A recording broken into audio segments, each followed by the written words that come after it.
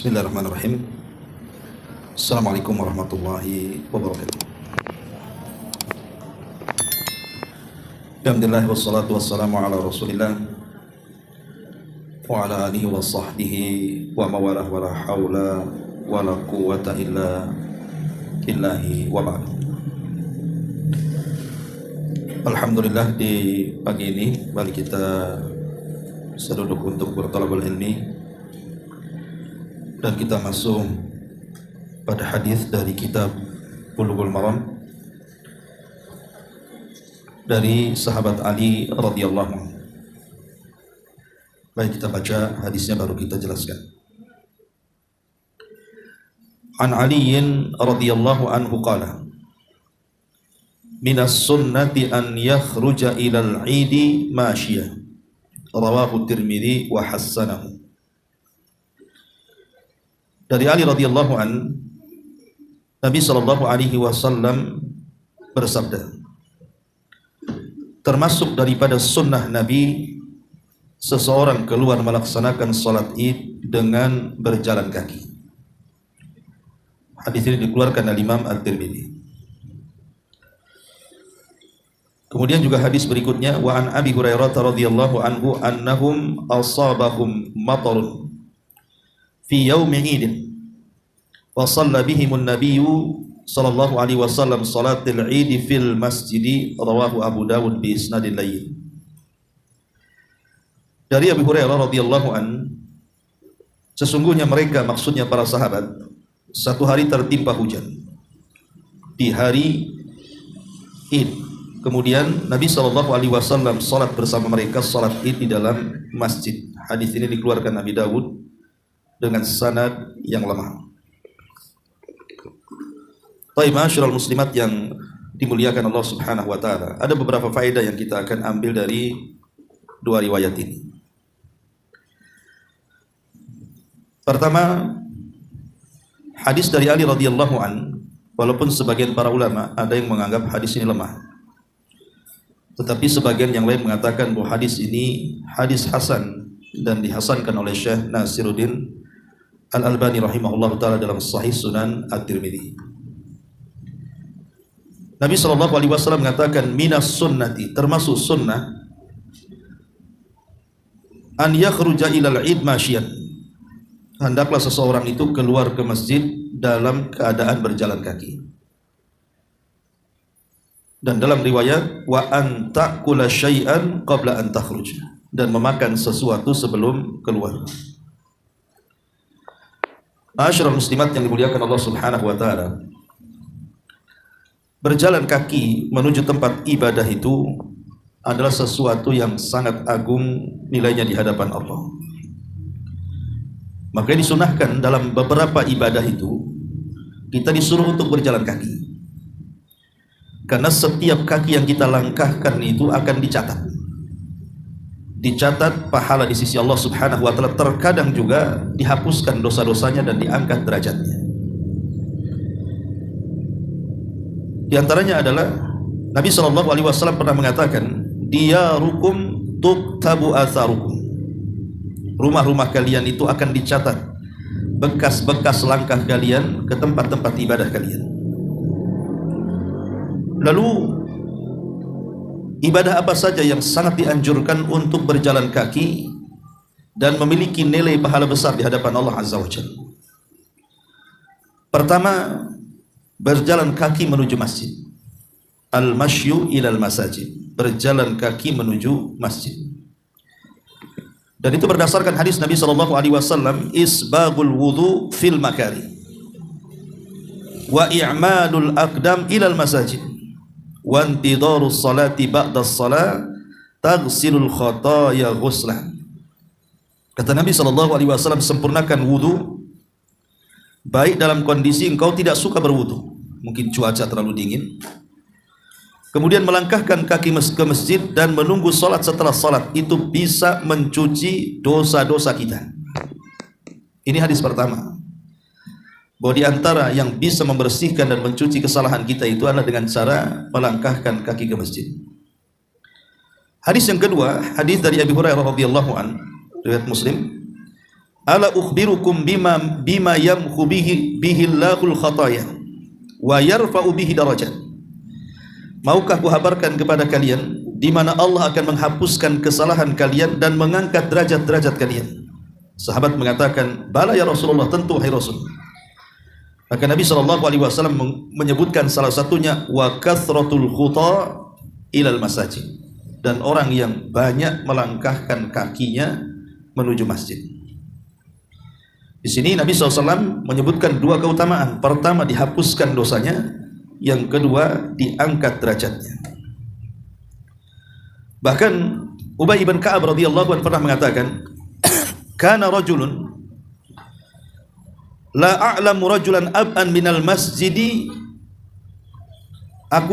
Ada seorang laki-laki, kata Ubay, aku tidak tahu siapapun yang lebih jauh rumahnya dibandingkan dia dari masjid Nabi SAW. Kemudian orang ini ditawari, karena jauh rumahnya dari masjid, orang ini ditawari, lawish taraita himaran tarkabuhu, kenapa engkau tidak membeli keledai supaya ada kendaraan, supaya bisa berjalan di malam hari atau di musim-musim yang sangat membahayakan seperti musim angin dan yang semacamnya. Maka dia pun mengatakan, aku tidak hendak membeli kendaraan. Alasannya apa? Inni uridu an yuktabli mamsyaya ilal masjid, karena aku ingin setiap langkah-langkahku itu dicatat.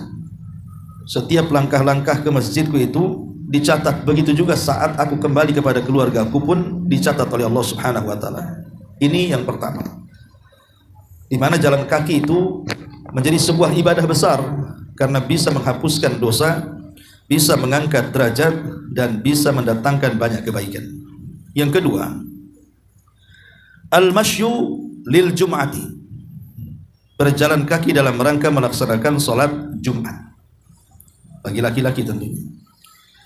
Nabi SAW mengatakan, man igtasala yaumal jum'ati, barang siapa yang kemudian dia mandi di hari Jumat, wa bakkara wabtakar, kemudian dia pun bergerak di pagi hari, wadana, dan mendekat kepada imam dan khatib, wastama'a wa ansat, mendengar dan betul-betul diam, kana lahu bikulli khutwatin yakhuttuha ajru sanati siyamiha wa qiyamiha, maka pahalanya seperti mendapatkan pahala setahun berpuasa dan setahun sholat malam.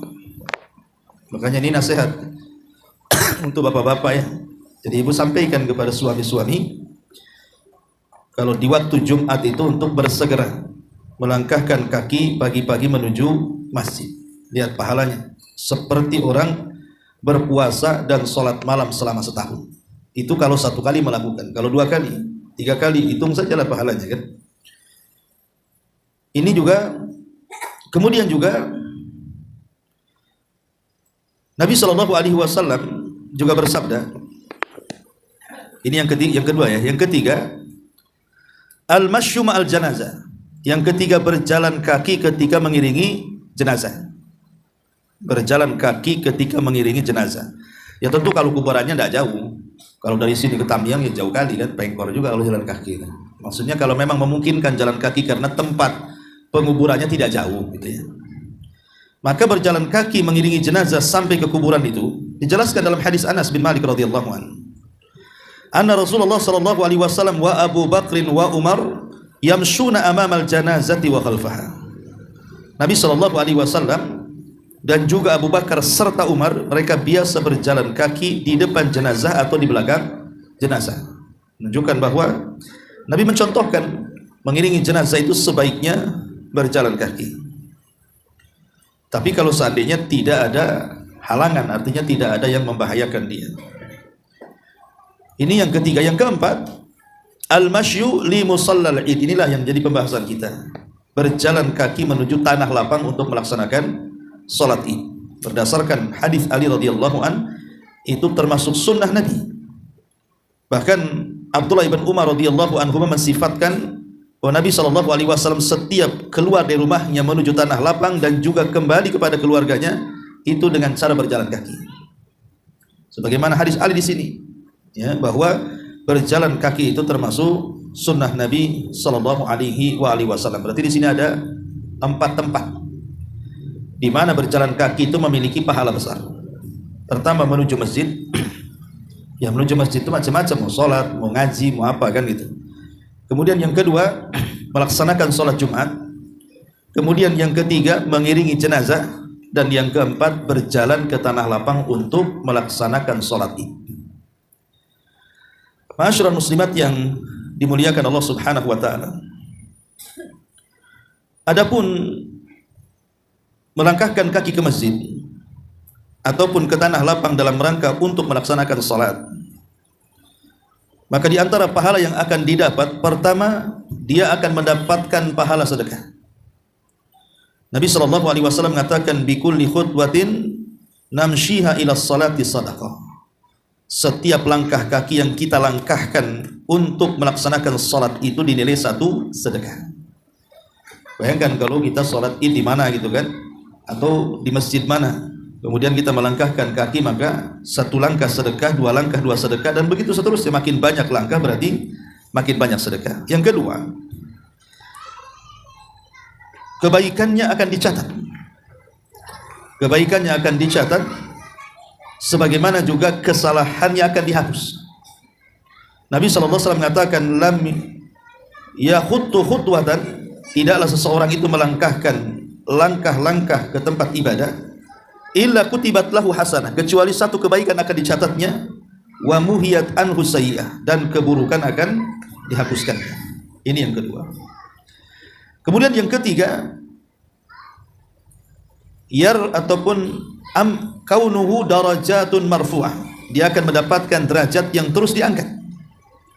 Sebagaimana hadis yang tadi saya jelaskan, ala adullukum ala ma yamhullahu bihil khataya wa yarfa'u bihi darajat.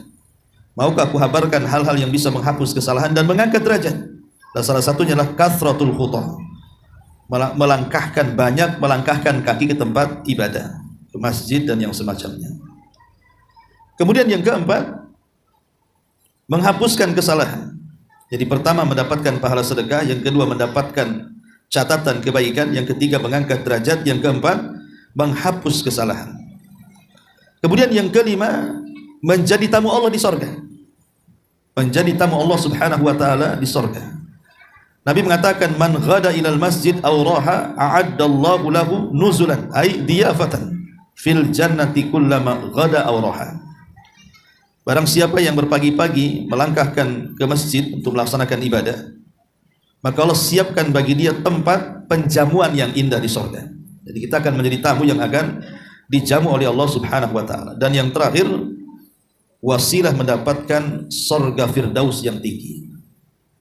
Karena Allah mengatakan, walladzina hum 'ala salatihim yuhafidun, orang-orang yang mereka menjaga salat-salat mereka. Maka di ujung ayat surah Al-Mu'minun ayat 11 itu, alladzina yarithunal firdausa hum fiha khalidun. Mereka lah orang-orang yang akan mewarisi surga firdaus dan mereka yang akan kekal di dalamnya. Di orang-orang yang melangkahkan kaki untuk melaksanakan salat, maka mereka akan mewariskan surga firdaus. Ini pembahasan kedua. Pembahasan ketiga tentang adab. Ketika kita ini berjalan ke masjid, berjalan ke tanah lapang untuk melaksanakan salat Id dan begitu seterusnya, itu ada adab-adab dalam berjalan itu. Ya. Apa saja adab-adab dalam berjalan? Pertama, doa inda bihabi ilal masjid. Berdoalah menuju, ketika langkah-langkah kaki ini menuju ke masjid, maka berdoa. Berdoa ya, diantaranya doa keluar rumah. Bismillahi tawakkaltu ala Allah la haula wa la quwata illa billah. Kemudian melangkahkan kaki menuju tanah lapang. Kalau salat itu tentu kita disunahkan bertakbir dari rumah sampai ke tanah lapang. Kemudian yang kedua, tidak perlu berjalan tergesa-gesa, lari, jalan cepat, tidak perlu, santai saja. Makanya berangkatnya pagi-pagi biar santai kan. Karena Rasul yang melarang, idza sami'tumul iqamata famshu ila salati wa 'alaikum bis sakinati wal waqar. Kalau kalian mendengar iqamah, maka berjalanlah menuju salat dengan penuh kekhuduan dan ketenangan. Kenapa? Sebab kalau tergesa-gesa nantinya jalannya, Bu, nanti merusak ibadah, Bu. Ibu lari-lari kan, karena takut ketinggalan. Nanti rakaat pertama itu nggak dibaca, Bu. Ibu hanya nafas saja gitu ya, terengah-engah gitu. Kadang-kadang nggak khusyuk ketika dibaca. Ini yang kedua. Yang ketiga, ya, ada mutashbikil asabi, tidak memasukkan satu jari dengan jari yang lainnya. Kalau di masjid, ibu nggak boleh begini. Ke masjid, ibu nggak boleh begini. Ada orang yang sambil nunggu begini ya, nggak boleh. Ini mutashbik. Ya lepas saja. Kalau nunggu sholat ibu ke masjid, jangan tashbik. Ya, karena Nabi SAW melarang. Kemudian yang keempat, ada mudukhulil masjid biraihatin khabitha. Tidaklah masuk masjid dengan bau yang kurang sedap. Tentunya wanita juga selain satu sisi tidak boleh menggunakan minyak wangi, bukan berarti kemudian badan dibau-baukan kan begitu. Ya, tetap mandi juga supaya tidak tercium tetangganya dengan bau badan kita. Kemudian juga diantaranya, kalau memang sholat idnya di masjid, karena dalam madhab Syafi'i itu memang mereka berpendapat sholat id di masjid lebih baik gitu ya. Tapi pendapat yang kuat nanti saya akan jelaskan bahwa sholat id itu di tanah lapang. Kalau memang di masjid, maka saat masuk masjid, ya ibu baca doa biasa, baca doa masuk masjid kan. Allahumma ftah li abwaba rahmatik. Kalau keluar dari masjid, idza kharaja, kalau keluar maka Allahumma inni as'aluka min fadli. Kemudian yang keenam, ketika melangkahkan kaki ke masjid, maka dahulukan tangan kanan. Tapi kalau keluar dengan tangan kiri. Kemudian kalau sudah di masjid, jangan sholat. Jangan duduk kecuali sholat 2 rakaat. Itulah disebut dengan sholat tahiyatul masjid. Kemudian juga merapatkan saf, jelas gitu ya. Kalau memang sudah mulai sholat, maka merapatkan saf. Ma'asyiral muslimat yang dimuliakan Allah Subhanahu wa ta'ala. Adapun yang harus ibu perhatikan selama berjalan kaki. Selama berjalan kaki, di antara adab-adabnya, jangan sampai berjalan seperti berjalannya orang sombong, membusungkan dada gitu kan. Karena dahulu ada ulama salaf pernah menegur seseorang yang berjalannya dengan cara yang sombong sekali. Kalau tidak salah, Malik ibn Dinar rahimahullahu ta'ala menegur gubernur Basrah karena jalannya itu sangat membusungkan dada, sombong. Apa kata Malik ibn Dinar? Berjalanlah biasa wahai fulan, karena berjalanmu ini seperti berjalan penduduk neraka, katanya. Jadi langsung ditegur gitu ya. Ini yang pertama, tentang adab-adab selama di perjalanan. Jangan berjalan dengan membusungkan dada. Kemudian yang kedua, hendaklah menjaga pandangan. Hendaklah menjaga pandangan. Kullil mu'minati yaghdudna min absarihim. Katakan kepada wanita-wanita mukminah, hendaklah mereka menjaga pandangan-pandangan mereka, wa yahfadna furujahum, dan menjaga kemaluan mereka. Artinya jangan memandang dengan sembarang memandang, tetapi jagalah pandangan. Karena kalau sudah sholat id, orang ramai, berbaunya laki-laki dan perempuan, tentu pemandangan akan banyak sekali di situ ya. Maka jaga pandangan selama perjalanan. Kemudian juga yang ketiga, hendaklah setiap harokat gerakannya, langkah-langkahnya itu ya, memperhatikan hal-hal yang bisa mengganggu manusia berjalan kaki. Umpamanya ibu jalan kaki ke sholat id, nampaklah ada batu besar. Ini kalau dibiarkan ini bahaya nih, nanti orang bisa tersandung, jatuh pula di situ kan. Maka sempatkan ambil batu itu, sisihkan. Ya, itu namanya imatatul adza anit thariq, dan pahalanya besar. Walaupun remeh amalannya, ya remeh di sisi kita, tapi di sisi Allah besar. Karena dahulu Nabi SAW pernah mengatakan bahwa ada seseorang di sorga itu memiliki tempat yang banyak, kadang di sini, kadang di situ gitu. Jika ditanya amalannya apa, rupanya amalannya hanya memotong dahan yang menghalangi manusia berjalan kaki. Maka lebih daripada itu, kalau ada paku, ada beling yang membahayakan jiwa, maka tentu lebih besar lagi pahalanya ya. Maka ini juga diantara adab. Kemudian juga yang keempat, mengucapkan salam. Ya namanya orang ramai mau sholat id itu kan pasti seliwar-seliwar lah dari sana sini lah. Entah yang sholatnya sebelah sana justru melawan arus, kita pula yang di sana melangkahkan ke sana, otomatis sepanjang jalan kita akan ketemu orang kalau berjalan kaki gitu ya. Maka jangan lupa ucapkan salam, baik kepada yang ibu kenal ataupun yang ibu tidak kenal. Sekarang kan penyakitnya adalah terkadang mengucapkan salam itu kepada yang dikenal saja. Apalagi kalau jamaah pengajian dari jauh sudah teriak-teriak tuh ya. Udah dilambe-lambe itu. Tapi kalau orang yang dikenal depan mukanya pun tidak mengucapkan salam. Alasannya apa? Takut Ustaz kalau saya ucapkan salam nanti dia datang sama saya. Kapan kenalnya katanya? Saya nggak kenal kamu, kenapa kau ucapkan salam? Katanya. Jadi kata Nabi SAW, salam itu kepada orang yang dikenal ataupun yang tidak dikenal. Ini pun diantara adab-adab jalan. Termasuk juga menjawab salam, wajib mal hukum. Jadi kalau ada yang mengucapkan salam ke kita, maka kita wajib menjawab salam. Kemudian juga diantara adab-adabnya, la dharara wa la dirar. Jangan membawa bahaya kepada manusia ataupun membahayakan manusia. Jadi kita membawa bahaya atau manusia mencelakakan kita. Jadi kalau bisa kita ini dalam berjalan itu tidak memadaratkan orang. Umpamanya ibu naik motor di tengah jalan kaki, di tengah lain lah, di klakson dari belakang kan, tabrak nanti. Jangan membahayakan orang dan membahayakan diri sendiri. Ya itu kan. La dharara wa la dirar. Ya kalau jalan kaki pun kalau takut tabrak ya agak pinggir gitu ya. Apa-apa di jalan, tengah jalan saya bayar pajak juga Ustaz gitu. Bukan, nanti ditabrak orang kan. Jadi jalan pun jangan membahayakan diri sendiri ataupun orang lain. Termasuk juga di antara adabnya adalah jangan membuang sampah juga di jalan itu. Sambil jalan ibu makan ciki, kemudian sampahnya asal naruh saja kan. Kadang-kadang kalau yang pakai mobil itu biasanya dilempar dari jendela mobil kan, maka itu tidak boleh karena bagaimanapun Islam itu mencintai kebersihan. Ada sebuah hadis di antara adab jalan ini, hadis ini dikeluarkan Imam Muslim. Kata Nabi SAW, iyyakum wal julus fit turuq. Hati-hati kalian, jangan duduk-duduk di tepi-tepi jalan. Qalu, maka Rasul mengatakan, ya Rasulullah, ma lana buddun min majlisina. Rasul, kami tidak bisa meninggalkan majlis kami ini. Natahaddatsu fiha, karena kami biasa ngobrol di sini. Maka Rasul mengatakan, fa idza abaitum illal majlis, kalau kalian enggan berpindah di tempat itu, fa'tut tariq haqqahu, maka berikan hak jalan. Kalimat berikan hak jalan ini berlaku kepada orang yang berjalan kaki. Apa saja hak jalan itu?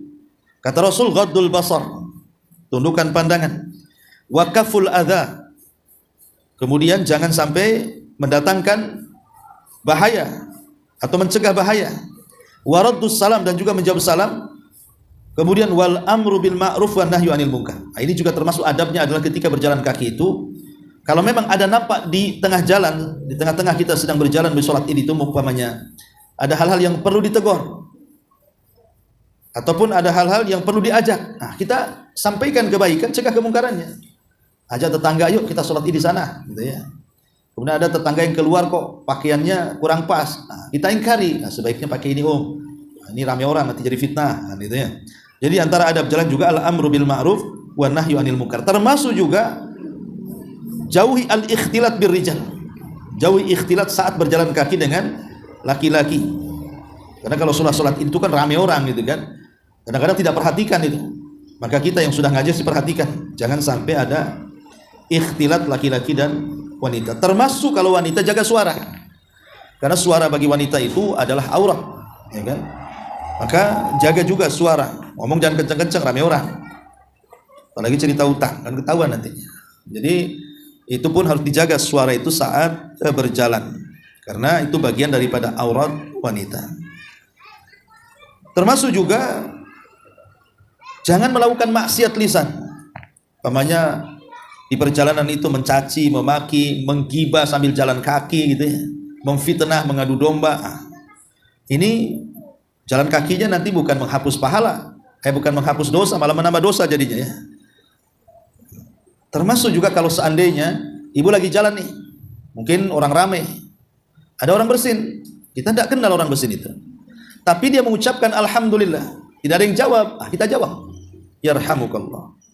Karena itu pernah dilakukan oleh ulama Abi Dawud As-Sijistani, pengarang Sunan Abi Dawud itu, ketika dia sedang di perahu, rupanya dari kejauhan itu ada orang bersin dan mengucapkan sangat keras gitu ya, bersin. Tapi tidak tahu apakah dia mengucap alhamdulillah atau tidak. Tapi akhirnya kata Abi Dawud kepada yang punya perahu itu, antarkan aku ke orang bersin itu, ku tambah lagi ongkosnya gitu. Akhirnya diantarkan ke orang yang bersin. Setelah berjumpa, kata Abi Dawud itu, engkau tadi yang bersin wahai fulan? Iya. Engkau mengucapkan alhamdulillah? Iya. Maka langsung dia mengatakan yarhamukallah, langsung pergi dia. Nah, seperti itu ya. Jadi ibu Kalau ada papasan orang jalan bersih deketi, nah, ucap alhamdulillah. Oh enggak, saya doakan. Alhamdulillah ya yarhamukillah. Nah, pergi. Kata yang ngurusin, apalah ini orangnya. Gitu. Ya. Tapi enggak masalah itu kan, kalau mau syiar Islam ya enggak usah malu seperti itu. Taib ini juga diantara adab-adab yang diajarkan Nabi Shallallahu Alaihi Wasallam. Artinya dalam berjalan kaki itu juga terdapat pahala besar. Ya, kemudian juga bisa menghapuskan kesalahan, kemudian bisa mendapatkan pahala sedekah, mengangkat derajat dan begitu seterusnya. Ini hadis yang pertama. Kita masuk hadis yang kedua. An Abi Hurairah radhiyallahu anhu, dari Abi Hurairah radhiyallahu anhu, annahum asabahum matar, bahwa mereka para sahabat pernah satu hari tertimpa hujan saat melaksanakan salat Id. Fa shalla bihimun Nabi sallallahu alaihi wasallam, maka Nabi sallallahu alaihi wasallam pun kemudian salat Id fil masjid, di dalam masjid. Ya. Tentang masalah apakah salat Id itu di tanah lapang ataukah di masjid. Kita tahu bahwa sunnah yang sudah berlalu sejak zaman Nabi sallallahu alaihi wasallam bahwa salat Idaini, Idul Adha dan Idul Fitri itu adalah di tanah lapang. Dan itu kebiasaan Rasul sallallahu alaihi wasallam. Beliau biasanya sholat Id di pintu Madinah, jauh daripada Masjid Nabawi. Jadi disitulah Nabi SAW sholat Id. Itu dasarnya. Jadi dasarnya adalah sholat Id itu di tanah lapang. Kalau memang sholat di masjid itu lebih utama, apalagi Masjid Nabawi itu kan, kalau orang yang sholat di situ pahalanya 1000 kali sholat di tempat-tempat yang lainnya kan. Tapi kenapa Nabi SAW tidak mengambil pahala itu? Justru malah sholat di tanah lapang. Padahal keutamaan Masjid Nabawi itu sudah jelas gitu ya, menunjukkan bahwa asal daripada sholat Id itu di tanah lapang gitu maksudnya. Ya, tetapi dalam hal ini memang madhab Syafi'i menyelisihi. Apa kata mereka? In kanal masjid wasi'an yasi'uhum fayusalluna fihi li'annaha ahabbul amakin ilallah. Tapi Imam Syafi'i mengatakan kalau memang masjidnya luas sekali, bisa menampung orang banyak, ya, maka sholat di masjid itu lebih utama, karena masjid itu tempat yang paling dicintai Allah Subhanahu wa ta'ala. Tetapi mayoritas para ulama bahwa Nabi SAW meninggalkan masjidnya sendiri, padahal masjidnya sendiri itu banyak keutamaan, menunjukkan bahwa sholat Rasul itu di tanah lapang. Ya, tapi sekali lagi ini masalah khilaf ulama ya, masalah perselisihan ulama. Tetapi pendapat mayoritas para ulama tetap sholat Id itu yang paling afdal adalah di tanah lapang, kecuali kalau ada hujan. Seperti hadis ini kan ada hujan kan, walaupun hadis ini lemah, tapi kan istimbat hukumnya kecuali kalau posisi hujan maka dibolehkan di masjid. Ya. Sekarang bagaimana kalau seandainya sholatnya itu di rumah? Ada orang nggak mau ke masjid, nggak mau ke tanah lapang pula dia. Kemudian dia sholat di rumah. Ada yang mengatakan, anggaplah umpamanya seseorang itu kesiangan, pengen sih sholat ke masjid ke tanah lapang, tapi kesiangan. Kalau sekarang berangkat dah bubar lah orang tuh. Tapi kan masih ada waktu, karena sholat Id itu kan waktunya terbentang sampai zuhur. Ya. Maka kebanyakan para ulama mengatakan sholat di rumah 2 rakaat, seperti sholatnya imam. Maksudnya seperti sholatnya imam ya, takbirnya rakaat pertama 7 dengan takbiratul ihram berarti 8, rakaat kedua 5 dengan takbiratul intiqal berarti 6 kali takbir gitu ya. Ini pendapat kebanyakan ulama. Pendapat Imam Thawri mengatakan hendaklah sholat 4 rakaat. Hendaklah sholat 4 rakaat. Kemudian menurut mazhab Hanafi la yusalli, tidak perlu sholat, karena sholat Id itu hanya di masjid atau di tanah lapang. Di rumah itu tidak ada sholat. Tapi Allahu a'lam, kebanyakan para ulama mengatakan bahwa hendaklah tetap sholat bagi yang punya uzur. Hendaklah dia tetap sholat dengan sholat seperti sholatnya imam. Ya sholat sendirianlah di rumah. Kenapa demikian? Karena khutbah dalam sholat Id itu bukan rukun. Beda dengan khutbah dalam sholat Jumat, itu rukun. Makanya tidak bisa sholat Jumat dilakukan di rumah, karena ada khutbahnya masalahnya kan. Kalau tidak batal Jumatnya, karena dia rukun Jumat. Tapi kalau khutbah dalam sholat Id itu sunnah saja. Ibu mau dengar silahkan dulu, mau balik pun silahkan. Pokoknya sholat Id selesai nih, ibu langsung pulang, sah sholatnya, nggak harus dengerin khutbah kan itu ya. Tapi kan dia meninggalkan kebaikan. Ya. Tapi tidak masalah, umpamanya nampak ini khutbah ini ngalur ngilur, ini nggak jelas ini khotib ini kok. So Idul Fitri kok cerita politik atau kesana kemari kan. Jadi bawa syubhat-syubhat saja ini. Ibu pulang aja lah, nggak masalah kan. karena tidak ada kebaikan dulu di situ.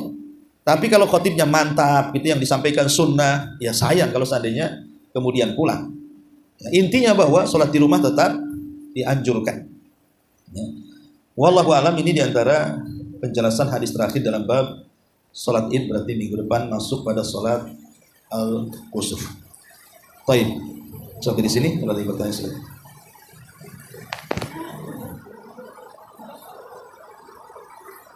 Ada? Kalau nggak ada, kita ini ada hadiah ya.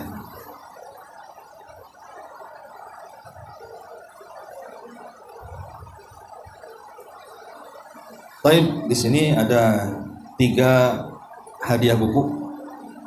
Kita buat soal jawab saja. Soalan yang pertama, di antara ibadah jalan atau melangkahkan kaki itu ada 4. Melangkahkan kaki kemana saja? 4 ibadah melangkahkan kaki. Iya, tafadhali. Masjid, sholat Jumat,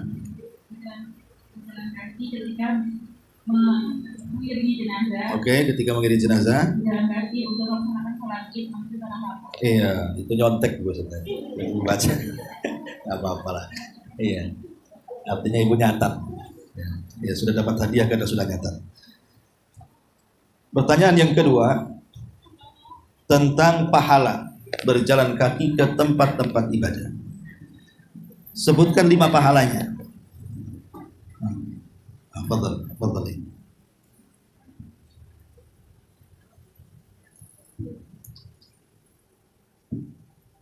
Yang pertama, mendapat pahala sedekah.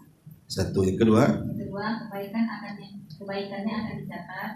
3, mendapat derajat yang terus diangkat. iya. 4, menghapus kesalahan. 5, menjadi tamu Allah di surga. Masya Allah. Baca juga ya? Ya, nggak apa-apa.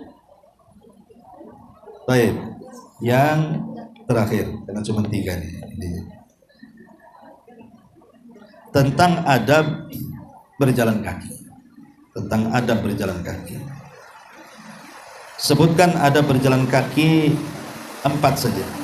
4 saja adab berjalan kaki. Ya. Berdoa sebelum keluar rumah. 1, 2, 3. Berdoa masuk masjid. Oh ya, ahsan, Masya Allah.